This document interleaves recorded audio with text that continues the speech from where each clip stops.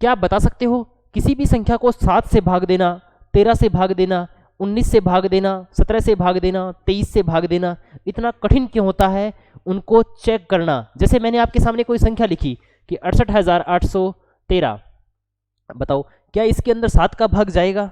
कैसे पता करेंगे? ठीक है, तो आज का यह टॉपिक रहने वाला है वो सिंपल इसी टॉपिक पर रहने वाला है कि जो अभाज्य संख्याएं होती है हमारे पास, जैसे 7, 7 के बाद में 13, 13 के बाद में 17, 17 के बाद में 19, 19 के बाद में 23, 23 के बाद में 29, इन सभी संख्याएं, इन सभी अभाज्य संख्याओं का भाग है वो जाएगा या नहीं जाएगा, इस पर हम बात करने वाले हैं। ठीक है, तो आपको मेरी बातें समझ में आएंगी अगर आप ध्यान से सुनोगे तो। ठीक है, आप वीडियो को पूरा देखना, एक तो फिर नहीं समझ में आई ना फिर बताना कमेंट बॉक्स में कि सर ये बातें समझ में नहीं आई। 2 मिनट का देखोगे तो 2 मिनट जितना ही समझ में आएगा। ठीक है, चलिए स्टार्ट करते हैं हम अभाज्य संख्याओं के लिए भाजकता के नियम। लेकिन भाजकता के नियमों को सीखने से पहले हमें एक बात पता होनी चाहिए, वो क्या है? Seed number. क्या इनको कोई नंबर बोलता हूँ, मैं इन्हें बोलता हूँ सीड नंबर, या कोई भी नहीं है, अपना कोई बेसिक नंबर सोच लो। ठीक है, अलग अलग टीचर हैं वो अलग अलग नाम देते हैं, मैंने भी किसी से सुना है सीड नंबर, मैंने मेरे टीचर से सुना है, आप मुझसे सुन लो सीड नंबर, आप कहीं पढ़ाओगे तो सीड नंबर बोल देना। ठीक है, तो ये सीड नंबर क्या होता है भाई? देखो, आपको कोई भी अभाज्य संख्या मिले, क्या मिले? कोई भी अभाज्य संख्या मिले तो अभाज्य संख्याओं को हमेशा ही 10n ± 1 की फॉर्म में लिखो। ठीक है, और ये जो n होगा ना वही क्या होगा? आपका सीड नंबर होगा या मैजिक नंबर होगा। आप किस मतलब समझ गए होंगे आप कि ये n है वही क्या होता है? सीड नंबर होता है, मैजिक नंबर होता है। ठीक है सर, ये कैसे निकालेंगे? क्या बता दिया, देखो ध्यान से। जैसे हमें 7 से चेक करना है, किससे करना है? 7 से चेक करना है कि 7 से भाजकता का नियम। अरे वाह सर, देखो 7 से भाजकता का नियम क्या होता है? पहले देखो 7 का पहाड़ा बोलो, लेकिन इकाई में क्या आना चाहिए? 1 ज़्यादा आना चाहिए या 1 कम आना चाहिए। जैसे मैं बोलता हूँ 7 तिये 21, ठीक है, 21 21 बोल रहा हूँ मैं। ठीक है, और 7 7 जा 49 यानी 49। ठीक है, अब बताओ ये तो 1 ज़्यादा है, ये 1 कम है। मैं इसको ऐसा लिख सकता हूँ ना कि 10 गुणा में 2 और प्लस में कितना 1, कि 10 दूनी 20, 20 और 1 21। और मैं इसको ऐसा भी लिख सकता हूँ कि 10 गुणा में 5, 10 गुणा में 5 और माइनस में कितना 1। अरे लिख सकता हूँ ना, लिख सकते हो। तो ये जो 2 आया है ना और यहाँ पर 5 आया है, अगर इसके आगे प्लस लिखा हुआ है ना तो इसके लिए जो शीट नंबर होगा वो कितना होगा? माइनस का 2। और इसके आगे माइनस लिखा हुआ है, इसका मतलब इसका शीट नंबर कितना होगा? 5। ठीक है, बताओ शीट नंबर निकालना आया समझ में? नहीं आया? एक और देखिए, जैसे ये बात तो समझ में आ गई ना कि इसको 10n + 1 के रूप में लिखना है, और लिख करके यहाँ पर जब प्लस का साइन हो तो इसके आगे माइनस, और माइनस हो तो प्लस। चलो कोई बात नहीं है, आप 13 से देख लो कि 13 से भाजकता का नियम। और 13 से भाजकता का नियम क्या होता है भाई? इसी को 10n ± 1 की फॉर्म में लिखते हैं। तो मैं आपको बताता हूँ भी कि 13 7 91। ठीक है, 13 7 91। और 13 के पहाड़े में 9 कहाँ पर आता है अभी? 13 तिया 39। तो पहले आप इसको ऐसा लिख लो 39 और 91। बताओ मैं इसको ऐसा लिख सकता हूँ क्या? 10 गुणा में 4 और माइनस का कितना 1। मैं इसको ऐसा लिख सकता हूँ क्या? 10 गुणा में 9 और प्लस का कितना 1। भाई लिख सकता हूँ ऐसा, समझ में आ रहा है क्या कुछ? हमारे यहाँ ऐसा ही होता है। देखो यहाँ पर आगे साइन किसका आ गया? माइनस का। अगर माइनस का आ गया तो यह आगे जाएगा किसका? प्लस का 4। इसके लिए जो शीट नंबर आएगा वो क्या आएगा? प्लस का 4। यहाँ पर प्लस का साइन आ गया, इसका मतलब इसका जो शीट नंबर होगा वो क्या होगा? माइनस का 9। बताओ शीट नंबर निकालना आया कि नहीं आया? ये आपको नंबर याद रखने हैं। ठीक है, जैसे 7 का कितना आया था? प्लस का 2 माइनस का 2। 7 का कितना आया था? माइनस का 2। माइनस का 2। आपको हमेशा छोटे नंबर याद रखने हैं, माइनस के 2, ठीक है, माइनस के 2। फिर यहाँ पर माइनस के 9। इसी तरीके से आप 17 का निकाल सकते हो भाई। जैसे 17 से बोले तो 17 के कितने होंगे भी, 17 तिया 51 और 17 साती 119। बताओ, मैं इसको ऐसा लिख सकता हूँ ना कि 10 गुणा में 5, 10 गुणा में 5 और प्लस का कितना 1। और इसको ऐसा लिख सकता हूँ कि 10 गुणा में 12 और माइनस का कितना 1, ठीक है। अब यहाँ पर प्लस है तो इसका मतलब ये जो नंबर रहेगा वो किसका रहेगा, माइनस का। ये माइनस के कितने आ गए 5, और ये प्लस का 12, यानी साइन किसका है, माइनस का, तो आगे साइन किसका लग जाएगा, प्लस का, प्लस के 12। इसके सीड नंबर क्या आ गए, माइनस के 5 और प्लस के 12। सर क्या बता रहे हो, दिमाग खराब हो रहा है, कोई ढंगा सा उदाहरण लेकर के बताओ। चलो ढंगा सा उदाहरण देते हैं, ठीक है। देखो सबसे पहले हमने 7 के देखे थे भी, और 7 के लिए जो नंबर आया था वो कितना आया था, माइनस का 2, माइनस का 2, ठीक है। मैं कोई नंबर बताता हूँ भी आपको। जैसे मैंने नंबर सोचा रखा है एक बढ़िया सा जो आपके लिए है, और नंबर है 595, ठीक है। हमें बताना है कि 595 में 7 का भाग जाएगा या नहीं जाएगा, 7 का भाग जाएगा या नहीं जाएगा। आप एक बार के लिए यहाँ पर देखिए, जैसे हमने किया था यहाँ पर 7 से भाजकता का नियम कितना आया था, यहाँ पर दिखाई दे रहा है क्या आपको, दिखाई दे रहा है। यहाँ पर देखो 502, इसके लिए माइनस का कितना आया था 2, हमारी वैल्यू कितनी थी 595, और इसके लिए जो सीड नंबर है वो कितना है, माइनस का 2। अब आपको क्या करना है, इकाई के अंक को, किसको, इकाई के अंक को इससे गुणा करना है।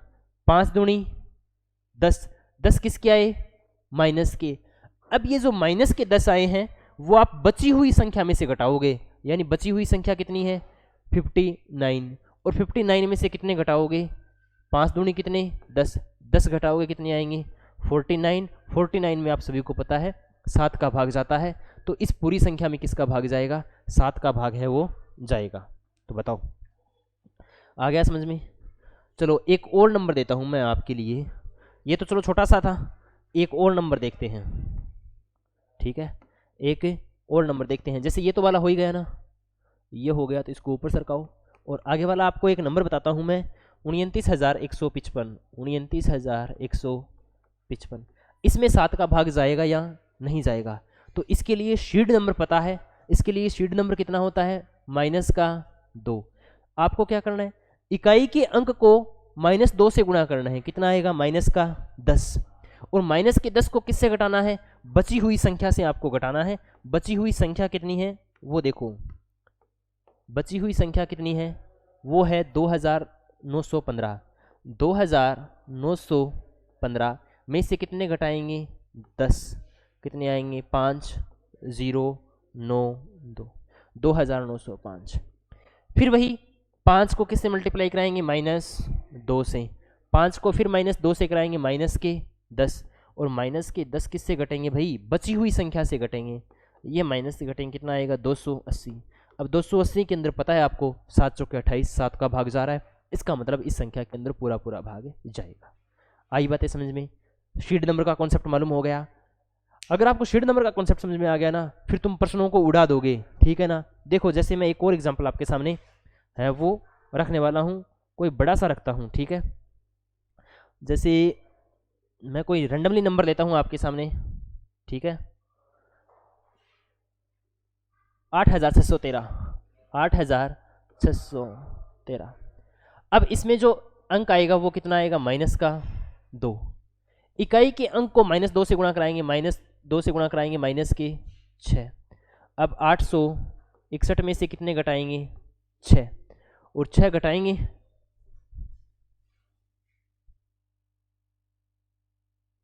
अब अगर यदि हम इसमें से कितने घटाएंगे 6 घटाएंगे, तो 61 में से 6 घटाएंगे, अब 61 में से 6 घटाएंगे तो कितने बचेंगे भी 855। अरे वाह सर, भाई बचा हुआ नंबर देखना है हमें, ये ध्यान रखना, कौन सा देखना है, बचा हुआ नंबर देखना है। बचे हुए नंबर से 6 घटाएंगे तो कितने बचेंगे 855। 855 फिर देखो 5 को किससे मल्टीप्लाई कराएंगे, 2 से, यानी कितने बचेंगे 10, यानी 85 में से कितने घटाने हैं 10, कितने आएंगे 75। अब 75 में ऐसे ही पता है हमें 7×70 होते हैं तो भाग नहीं जाता, तो इसमें भी भाग है वो नहीं जाएगा। ठीक है, बताओ इतनी बातें आई समझ में? ठीक है, बताओ इतनी बातें आई समझ में, कर लोगे? ये है सीड नंबर का कॉन्सेप्ट। ठीक है, आगे और भी देख सकते हैं हम, जैसे मैंने आपको बताया था 13 का। ठीक है, किसका बताया था 13 का, और 13 से आपको जो कॉन्सेप्ट बताए थे सीड नंबर के वो कितने कितने बताए थे। 13 से कितना बताया था, एक तो प्लस का 4 और एक माइनस का 9। आपको कौन सा लेना है, माइनस का 9 वाला। ठीक है, माइनस का 9 वाला। देखो कैसे करते हैं इस सवाल को, आपके सामने देखता हूँ मैं। कितने आएंगे माइनस के 9, जैसे मैं 13 का कोई मल्टीपल आप ले सकते हो भी। ठीक है, 13 का कोई भी मल्टीपल है आप ले सकते हो। जैसे मैं आपके सामने नंबर रखता हूँ 2197। भाई इसमें 13 का भाग जाएगा या नहीं जाएगा, गजीब बात है। देखो 7 को किससे कराओ 9 से, 7 नीम 63, तो बचे हुए नंबर से कितने घटाओगे 63, और 219 में से घटाओगे, देखो 9 में से 3 गए 6, और 11 में से 6 गए 5, और 156 कुछ को तो ये दिख जाएगा कि हाँ भाई 13 एकम 13, 13 दूनी 26, 13 का भाग चला जा रहा है, लेकिन कुछ को नहीं दिखेगा। फिर भाई कॉन्सेप्ट आजमाओ। 6 को, इसका सीड नंबर कितना था माइनस का 9, 6 नीम, भाई 6 नीम कितने होते हैं 54, 9 6 54, 6 नीम 54, तो बचे हुए नंबर में से क्या घटाएंगे 54। अरे घट ही नहीं रहा है, इसमें से घट ही नहीं रहा है, तो आप मतलब इसको देख सकते हो अभी, ये 156 है, 156 में 13 का भाग देंगे, 13 दूनी 26, नहीं 13 एकम 13, क्या कर रहा हूँ मैं, ध्यान से देखो आप इसको। ठीक है, अगर आप ध्यान से देखोगे तो 156 में यदि तुम 13 का भाग दोगे तो 13 एकम 13, 2 बचेंगे, 13 दूनी 26, 13 12 आ जाएगा, इसका मतलब इसमें भागे जा रहा है। ठीक है, आपको ऐसे ही 17 का निकालना है, ऐसे ही 19 का निकालना है, ऐसे ही 21 का निकालना है, ऐसे ही 23 का निकालना है। ठीक है, देखो 2 तो मैंने बता दिए हैं, बाकी अब जितनी प्रैक्टिस करोगे उतना तुम्हें आएगा। मैथ्स क्या मांगती है, प्रैक्टिस मांगती है।